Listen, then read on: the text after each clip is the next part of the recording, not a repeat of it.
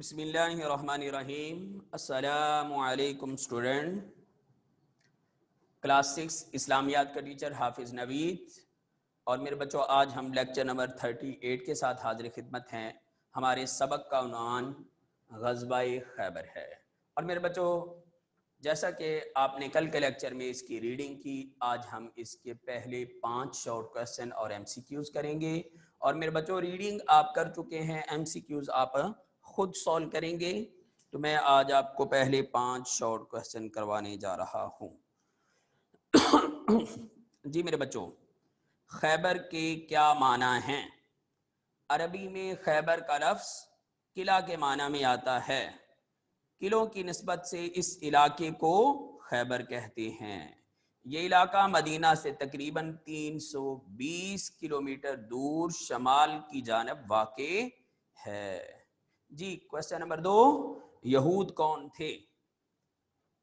یہود اسلام کے دشمن تھے، وہ ہر صورت اسلام کو نقصان پہنچانا چاہتے تھے۔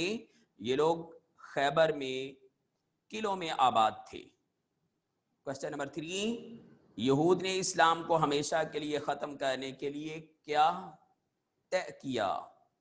یہود نے طے کیا کہ عرب کے مشرک قبائل کو ساتھ ملا کر مدینہ منورہ پر چڑھائی کر کے اسلام کو ہمیشہ کے لیے ختم کر دیا جائے۔ کوسچن نمبر 4، حضور اکرم صلی اللہ علیہ وسلم کو یہود کی سازشوں کا علم ہوا تو آپ صلی اللہ علیہ وسلم نے کیا کیا؟ حضور اکرم صلی اللہ علیہ وسلم کو یہود کی سازشوں کا علم ہوا تو آپ صلی اللہ علیہ وسلم نے محرم سن 7 ہجری میں خود ان کا قلع کما کرنے کا ارادہ فرمایا اور صلح حدیبیہ میں شامل صحابہ کرام کو ساتھ لے کر خیبر روانہ ہوئے۔ کوسچن نمبر 5، فتح خیبر کس بات کا پیش خیمہ ثابت ہوئی؟ جی میرے بچوں، فتح خیبر فتح مکہ کا پیش خیمہ ثابت ہوئی، کیونکہ خیبر فتح کرنے کے اگلے سال ہی مسلمانوں نے مکہ فتح کر لیا۔ تو میرے بچوں، یہ 5 شارٹ کوسچن آپ اچھے طریقے سے یاد کیجئے گا۔